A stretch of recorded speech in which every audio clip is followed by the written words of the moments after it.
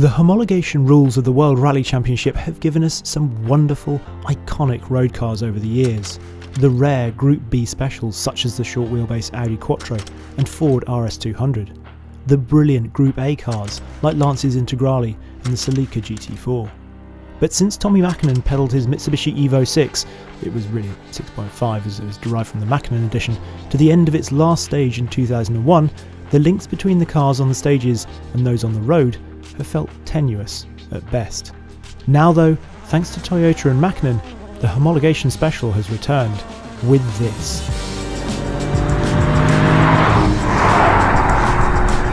The Toyota Gazoo Racing Yaris.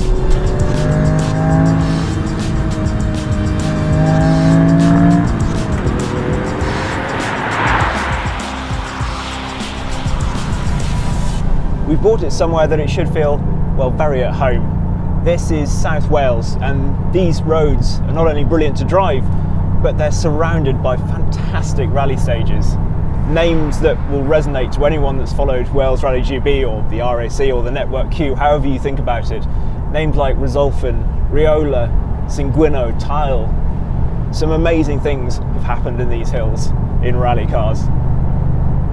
I don't think there has been another car that I can remember that people have been so excited about. I've had so many messages from people wanting a review of this, people buying one, people wanting to buy one. And I was trying to work out, why is there such excitement about this car?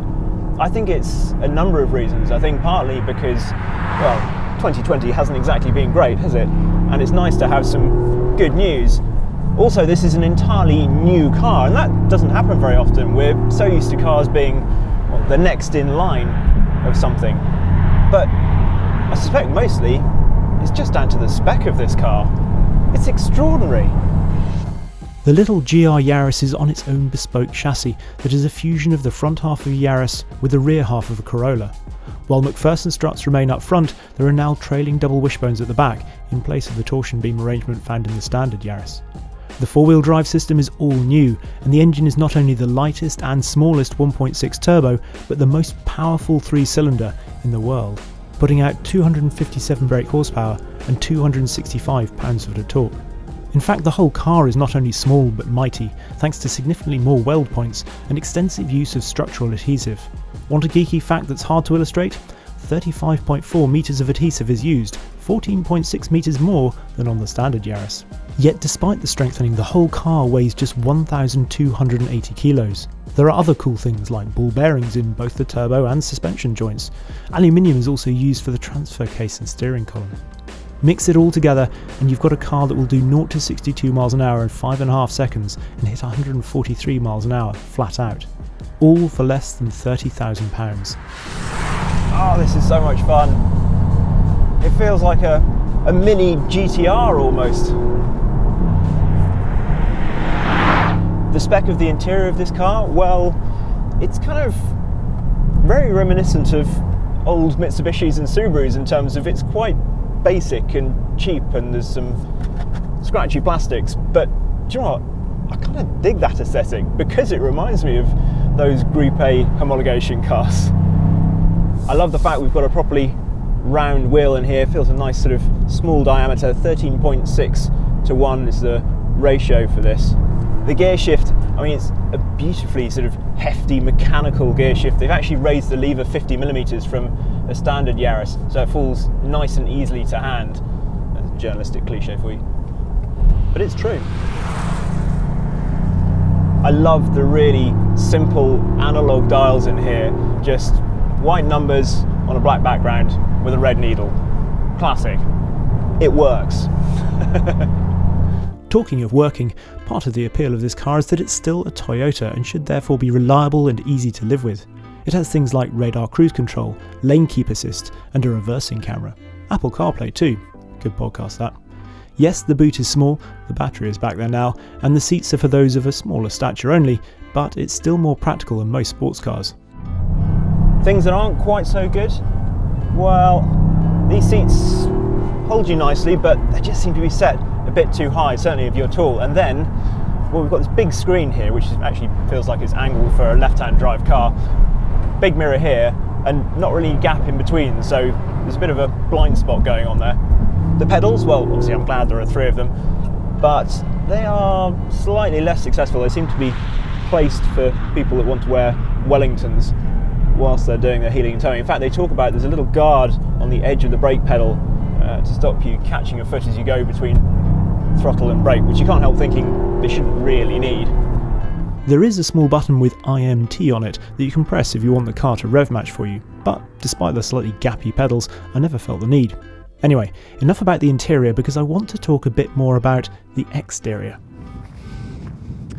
I thought we'd stop here because just over there is the Ronda rally stage, which some of you will probably know as, I'll put my bobble hat on for this, Stage 4 from Wales Rally GB 2001, which is where Colin McRae crashed. There's some great onboard footage from Richard Burns' car because he goes through the stage afterwards and he sees the crash, nearly bins it just afterwards. But of course, Burns got to the end and became world champion for 2001. Well, take the bobble hat off because I just want to talk about the car and the whole reason for wanting to build a homologation special, because you can change an awful lot when you're building a WRC car these days, but it's the fundamental body shell that they wanted. So this is the only 3-door Yaris available, and in fact the only bits that really remain from a Yaris are the headlights, this up here, the door mirrors, and the rear lights. The rest is all totally bespoke to this car. To that extent, we've got some lightweight panels here. So we've got an aluminium bonnet, aluminium doors, because you can't change those with a WRC car. These are also frameless, which helps them sit flusher with the body, and an aluminium boot as well. But the main reason that they wanted to do this is to change the overall shape of the car to aid aerodynamics. So the roof up here, forged carbon, sits 45mm lower overall, but a massive 95mm lower at the back here, when there should be a huge rear wing. It sort of looks slightly denuded without a rear wing here. It is, though, an awful lot of effort for a rally car that's never going to compete. You see, Toyota had intended to run the new GR Yaris WRC in the 2021 season of the World Rally Championship. Testing had begun and the signs were good, but then COVID-19 struck. All testing had to be cancelled, and without testing, well, it just wasn't feasible to get it ready in time. So the current spec Yaris WRC will continue in 2021, and then an entirely new set of regulations come in 2022 based around space frame silhouettes. This means the GR Yaris WRC joins a list of very cool what-ifs, like the Group S Audi Quattro and the 2017 Polo WRC. Thankfully, there will be a Rally 2 or R5 version of this car, and Toyota has in fact got special permission from the FIA to homologate the little 3-cylinder engine. So it's not a complete waste from a homologation perspective, and it's certainly not a waste from an enthusiast perspective. So what's it like to drive? Well, as soon as you get into it, it feels really tough. It feels really small as well. Such a tiny wheelbase. It's almost as though it's wider than it is long. I love the drivetrain. I love the way this gear shift feels. I love the 3-cylinder engine in terms of its response, and it really revs. The gearing feels nicely short and it's just punchy, so even if you're not using the top end of the revs, it's still really quick. But then if you want to hang on and go all the way to the red line, it's not one of those turbo engines that just sort of dies towards the top end. We've got 3 handling modes, so we've got normal, and then track and sport is the middle one. That's the one you really want. So in normal, the torque is split as standard 40-60, track 50-50, and then in sport 30-70. This car also has the circuit pack, which is an extra £3,500. But for this you get Torsen limited slip diffs front and rear, you get stiffer springs, retuned dampers and firmer anti-roll bars. You also get forged instead of cast alloys and Michelin Pilot Sport 4S instead of Dunlop Sportmax tyres. In terms of how the car drives, it just feels so enthusiastic as soon as you get into it. The handling is interesting. It feels really tough, really grippy. It's not a playful car as such.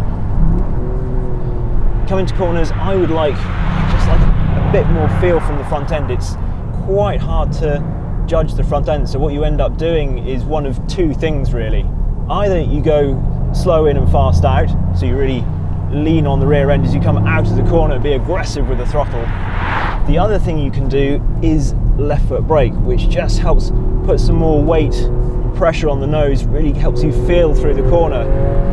And this is a car that you can left foot brake in, which is really nice, because most, certainly hot hatches these days, won't let you do that. The ESC just throws a complete wobbler, but this is absolutely fine with it, and you do need to do it, I think, when you're driving really quickly. The sound of this little three-cylinder, well, I love the sound of three-cylinder engines. I think they're really characterful. I think it's definitely one of the benefits of downsizing. However, from outside, it doesn't really sound like very much at all. Inside, sounds pretty good, but I have to warn you, a lot of that sound is being piped through the speakers. It does sound fun though.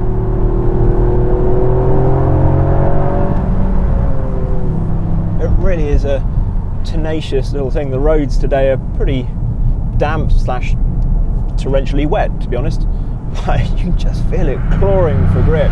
The actual four-wheel drive system, well, despite being very much rear biased in the sports setting, it still feels like it's trying to it squares the corner off and then keeps the car straight. It's not a system where you're going to get lots of really playful oversteer on the throttle, certainly not on the road anyway.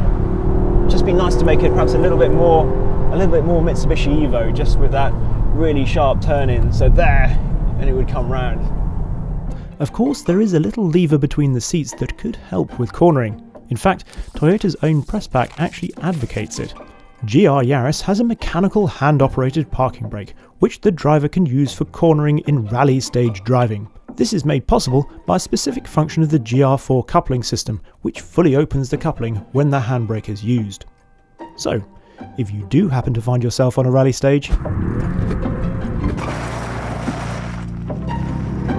the more conventional braking is also worth mentioning actually, as it feels really strong and the pedal feels fantastically firm.